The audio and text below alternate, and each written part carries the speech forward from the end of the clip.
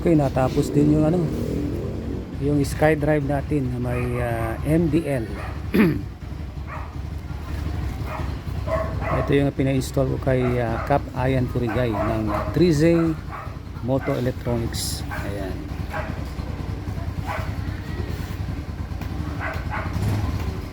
So ano yung mga module niya? Yan. Yan. Ano yung module na ira?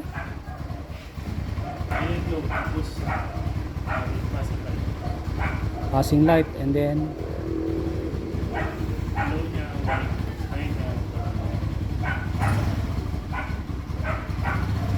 very passing light na. Passing light ng sensor. Lapit mo to. Dito. Yan. Lapit mo dito.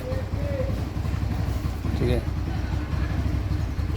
Dito ito touch na. Switch na. Ayun lang. Okay. Dito yung switch na. Passing light. Ayan ang passing light. Pero nito. Ayan. Dito nila yung touch sensor. Asan ito? Yan yung touch sensor niya. Ayan. Okay.